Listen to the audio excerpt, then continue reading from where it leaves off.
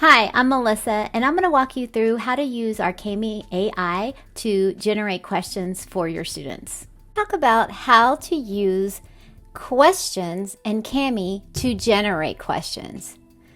So for example, this activity here, the sun, earth, and the solar system, does not have questions, and I want to create questions for my students, so I'm going to use Kami AI questions. I'm going to go to Generate AI. I'm going to choose the grade level. So this is a third grade level. The pages that I want to convert are 1 through 6 because there's 6 pages on this document, and I wanted to pull questions from the whole document. Now let's get our questions set. Here are some question types. When you first go in to create questions, it's going to only give you 2 answer choices. When you're ready to create those questions, you're going to select this field right here. Now, at the beginning, you can only select 2 different choices, and you can select 5 questions at a time. I like to go into the advanced settings and make this a little bit more personalized for my student. So I'm going to make it multiple choice, but I'm only going to do 1 question. Now, the reason I'm going to do 1 question, because you can change the difficulty level and the depth of knowledge. So I'm going to do 1 question at below grade level, and I'm going to call it a recall question because maybe this is the support that my student needs. I'm going to add another question, and this time I'm going to do 2 questions, and I'm going to create at grade level, and let's do skill or concept. So you get the picture. You can keep adding questions and changing that difficulty level and depth of knowledge. We're just going to go with these 2 types. Now, this option allows you to decide how many answer choices you have. You have some students, they only need 3 options, so you can adjust there. I'm going to go ahead and generate. Now that the questions have come in, you can modify them. Make sure you are on the select tool to do that. Select your question. When you get into the question, this is where it's going to tell you the difficulty level and the depth of knowledge and the page that it's pulled from. Now, this is where you can change to different question types. You can go into checkbox, short answer, or even drop down. You can change the point value here to reflect on how you want that to grade in Schoology. You can display this on the page. So remember, it was on page 1.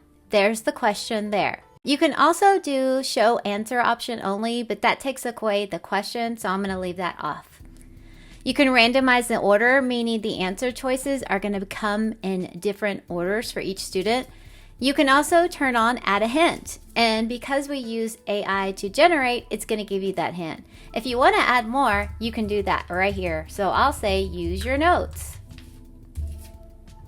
Now for this particular question, there is room to leave it on the page, but just note that you can also click into the question. There you can change it to a marker. I like this marker because I can put the question by the text on where they're going to pull from. Let's dive into another question. Question 2, remember, click on the question. You can change it. I'm going to make this one a drop down so my students can practice different question types. This tells me it's on page 5. Let's display this on the page. So let's go to page 5. Remember, I'm looking at this page number at the bottom. Here is the question. I still don't have room for this question, so I'm going to click on the question. Now, I can make it a marker. I could also change how this question is going to look. So I can change the question output here as well. The point, and then add to my annotation bank if I really like this question and want to come back to it.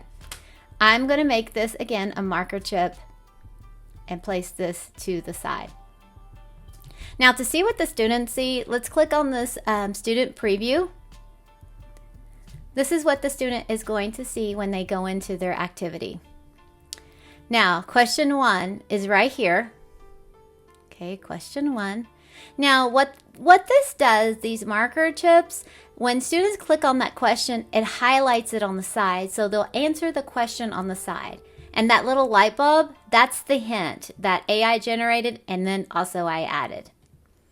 Now, question 2 is right here. Remember, it's a drop down. It's a marker chip as well. We left it as a marker chip, but they'll still answer on the side. And the support features are built in because this will read this aloud to students by them selecting the read aloud. According to the text, what causes If I don't do anything with the questions and I just leave them on the side, they're just going to be on the side. So my students will just know to click on AI questions, and then the questions will be on the side. These little marker chips and adding the questions on the page are just make it a little bit more easier to guide students through, but just know that you can just leave them on the side. All right, that's how you create questions using our Kami AI questions. So remember to do that, so when your students turn these into Schoology, they'll be auto-graded for you, and it's going to save some time.